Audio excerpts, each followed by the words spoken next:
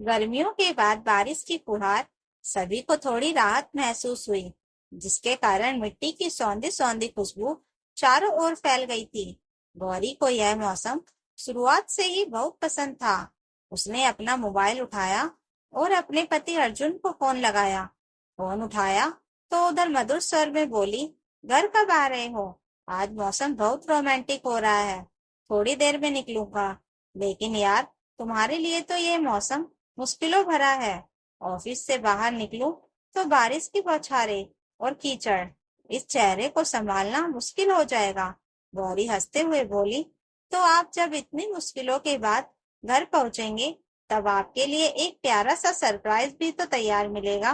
अर्जुन उतावला होकर कहने लगा, अच्छा सरप्राइज, जरा हमें भी तो पता चले। उसके बाद में शरारत भरी हंसी हुई थी, जिसे सुनकर गौरी मुस्कुराते हुए बोली, तेरे घर आने के बाद ही पता चलेगा। इतना कहकर उसने खिलखिलाते हुए अर्जुन के चेहरे पर भी मुस्कान तैरने लगी। पति पत्नी के बीच ऐसी छोटी छोटी बातें उनके लिए ताजगी बनाए रखने का कार्य करती हैं। और उसके बाद वह अपने कमरे की छोटी सी खिड़की पर जाकर खड़ी हो गई। दूर दूर तक प्रकृति बारिश में नहा धोकर हरी भरी हो चुकी थी। आज विशेषकर पकोड़े खाने की इच्छा हुई। अपने कमरे से निकलकर छोटी सी रसोई में गई और पकोड़े बनाने की तैयारी करने लगी। उसकी सास रेखा जी हॉल में ही बैठकर उसके साल भर के बेटे के साथ खेल रही थी। उन्होंने गौरी को रसोई में देखा तो कहने लगी, बहू, आज बहुत बढ़िया बारिश हो रही है। एक काम करो, शाम के नाश्ते में गर्मा गर्म पकोड़े बना लेना। अभी थोड़ी देर में अर्जुन और रोहित भी ड्यूटी से आ जाएंगे। उन्हें चाय के साथ पकोड़े मिल जाएंगे तो उन्हें अच्छा लगेगा। मुस्कुराते हुए बोली, मम्मी जी, मैं तो पकोड़े बनाने की तैयारी कर रही हूँ। यह सुनकर रेखा जी मुस्कुरा उठी। गौरी भी खुशी खुशी काम करने लगी। गौरी, जो शादी के बाद अपने पति अर्जुन के घर पर रहने के लिए आई थी, तो उसे शुरुआत में बहुत दिक्कत हुई, क्योंकि अर्जुन एक छोटे से किराए के मकान में रहता था, जिसमें केवल एक ही बेडरूम था और एक छोटा सा हॉल था। हॉल के किनारे एक छोटी सी रसोई थी और दूसरे छोर पर टॉयलेट बाथरूम। गौरी का मायका भी ससुराल की तरह आर्थिक रूप से कमजोर ही था, लेकिन कम से कम उसके घर में एक खुला आंगन था, हवादार कमरे थे।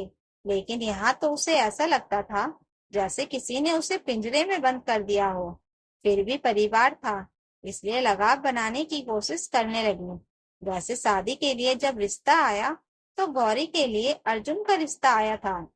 अच्छा परिवार और अर्जुन के विनम्र व्यवहार को देखकर गौरी के पिता ने यह रिश्ता तुरंत ही तय कर दिया था। वैसे भी गौरी को अपने ससुराल वालों से कोई दिक्कत नहीं थी। अर्जुन के ससुराल में उसकी सासू माँ रेखा जी, देवर रोहित और पति अर्जुन थे। इतने ही लोग थे। गौरी और अर्जुन को बेडरूम दे दिया गया था। हॉल में रेखा जी और रोहित अलग अलग बिस्तर लगाकर सोते थे। देखते ही देखते गौरी की शादी को 2 साल बीत गए और अब वह एक प्यारे से बेटे की माँ बन चुकी थी। रोहित की पढ़ाई भी पूरी हो चुकी थी और वह प्राइवेट कंपनी में नौकरी करने लगा था। उनके पिता की मृत्यु पहले ही हो चुकी थी। वैसे भी उन लोगों के पास कोई अच्छी पढ़ाई लिखाई का मौका नहीं था, इसलिए किसी तरह का काम करके ही घर चलता था। बच्चों की पढ़ाई पर किसी ने ध्यान नहीं दिया था और अर्जुन भी किसी प्राइवेट कंपनी में काम करने लगा था, लेकिन फिर भी उसे कोई ऊंची तनख्वाह वाली नौकरी नहीं मिल पाई थी। इसी तरह जिंदगी कट रही थी। इसी दौरान एक बहुत अच्छा रिश्ता आया। लड़की के पिता सब्जी मंडी में सब्जी की दुकान लगाते हैं। लड़की भी पढ़ी लिखी और सुंदर है।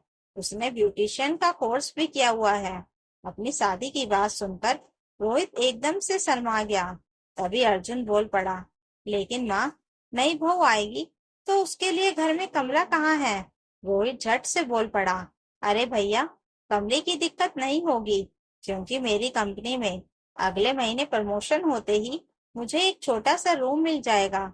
वैसे तो मैं रूम नहीं लेता, लेकिन अब लगता है कि मुझे ले लेना चाहिए। यह सुनते ही अर्जुन बोल पड़ा, तब तो बढ़िया है, तो अपनी पत्नी के साथ उस रूम में रहने के लिए चले जाना, क्योंकि यहाँ तो देख ही रहे हो कि दूसरा रूम तो है ही नहीं। यह सुनकर रेखा जी कहने लगी, अरे ये क्या बात हुई भला? नई बहू के आते ही क्या मैं अपना परिवार टूट जाने दूं? नहीं नहीं, बहू तो यहीं रहेगी। यह सुनकर गौरी कहने लगी, लेकिन मम्मी जी, नई बहू को उसका खुद का कमरा तो चाहिए ना, उसे भी प्राइवेसी की जरूरत होगी। देवर जी सही तो कह रहे हैं, जब इस घर में जगह नहीं है तो वे लोग दूसरे रूम में चले जाएंगे। इसमें परेशानी की क्या बात है? रेखा जी कहने लगी, मैंने हमेशा सोचा था कि अपने परिवार को एक साथ रखूंगी, और तुम लोग परिवार तोड़ने वाली बातें कर रहे हो। और जहां तक बात रही नई बहू को कमरा देने की, सुविधा चाहिए तो तुम बहू को अपना कमरा दे देना। हमने तुम्हें आते ही प्राइवेसी दी थी, अब तो तुम्हें भी। तुम कमरे का क्या करोगी? अब तुम हॉल में सो जाओ और तुम्हारे कमरे में नई बहू रहेगी, क्योंकि अब उसे प्राइवेसी की जरूरत होगी। सास की बात सुनकर गौरी ने गुस्से में कहा, ये क्या बात हुई भला? बच्चा होने के बाद क्या मुझे प्राइवेसी की जरूरत नहीं है? मैं हॉल में नहीं सोऊंगी। अगर नई बहू चाहिए तो पहले उसके रहने का इंतजाम कर लीजिए। रोहित भी भाभी की बातों से सहमत होते हुए बोला, हाँ माँ, आप समझते क्यों नहीं हो?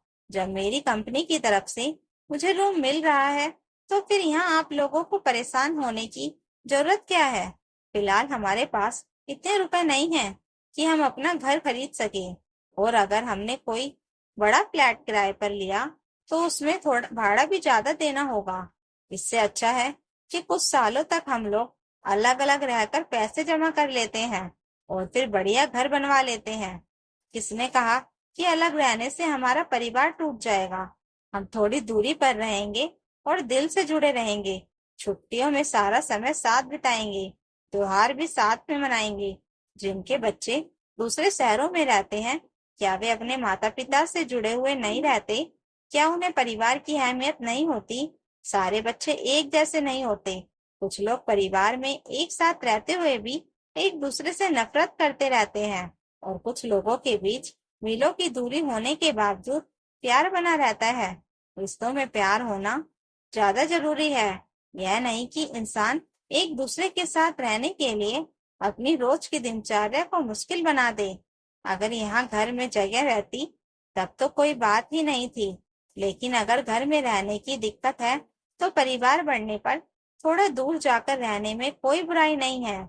इससे दिलों में दूरियां थोड़ी ना आती हैं। अर्जुन भी कहने लगा, माँ, रोहित सही कह रहा है और गौरी भी गलत नहीं है। मुझे भी तो एक कमरा चाहिए ना। अब तुम ऐसी उम्मीद कैसे कर सकती हो कि मैं अपनी पत्नी और बच्चे के साथ में, ऊपर से नई बहू को भी ऐसे में असहज महसूस होगा। साथ रहना बहुत अच्छी बात होती है, लेकिन जब घर में सबके रहने के लिए जगह ना हो तो थोड़ा दूर रहा जा सकता है, क्योंकि सभी को थोड़ा बहुत स्पेस चाहिए होता है और घर की बहू को प्राइवेसी भी चाहिए होती है। जब सबने एक साथ एक ही सुर में बोलना शुरू कर दिया, तब रेखा जी उनका सबका विरोध नहीं कर पाई। वैसे बात तो सही ही थी। एक बहू के आने पर भला कोई दूसरी बहू को उसके कमरे से बाहर करता है क्या? रेखा जी को इस बात से कोई मतलब नहीं था कि किसे प्राइवेसी मिल रही है या किसे नहीं। उन्हें तो बस इतना ही चाहिए था कि उनके बेटे बहू सब लोग उनकी आंखों के सामने रहें। लेकिन कभी कभी परिस्थितियों के आगे मजबूर होकर इंसान को कुछ कठोर फैसले लेने पड़ते हैं। भारी लफ्जों और खामोश मन से रेखा जी चुप हो गई।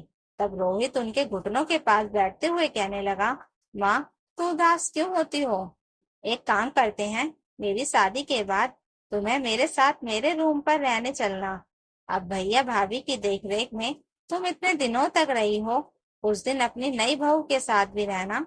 तुम्हारे लिए तो और बढ़िया हो जाएगा। जब तुम्हारा मन वहां ना लगे तो यहाँ आ जाना, और जब यहाँ मन ना लगे तो वहां चले जाना। तुम यह क्यों नहीं सोचती हो कि हम भले ही दूर रहेंगे लेकिन दिल के बिल्कुल पास रहेंगे, एक दूसरे के सुख दुख में एक साथ खड़े रहेंगे, और हम दोनों भाई मिलकर कोशिश करेंगे कि जल्द से जल्द एक बड़ा घर खरीद सके, जहां हम लोग हंसी खुशी एक साथ रह सके। हमारा दूर रहना हमारी मजबूरी है, हमारे रिश्ते में कोई दरार नहीं आई है माँ, इसलिए तुम इतना घबराओ मत। बच्चों की बातें सुनकर रेखा जी का मन भी थोड़ा बहुत शांत हो चुका था। उन्होंने धीरे से कहा, ठीक है बच्चों, तुम्हारी यही मर्जी है तो यही सही, वरना मेरे हिसाब से तो सबको इसी घर में एक साथ रहना चाहिए था। चलो कोई बात नहीं, अब तुम लोगों की बात भी सही है। बेटे बहू को प्राइवेसी तो चाहिए, तो फिर यह तय है कि तुम अपनी कंपनी की तरफ से मिल रहे रूम में चले जाओ, और मैं तुम्हारे रिश्ते की बात आगे बढ़ाती हूँ। रोहित खुशी से झूमते हुए माँ के गले लग गया और कहने लगा, अब सब कुछ बदल गया, खुशियों की जगह घर में लौट आई। तो दोस्तों, अगर आपको यह कहानी अच्छी लगी हो तो कमेंट करके जरूर बताइएगा, और नई कहानियों के लिए चैनल को सब्सक्राइब जरूर कर लीजिएगा। Thank you for watching.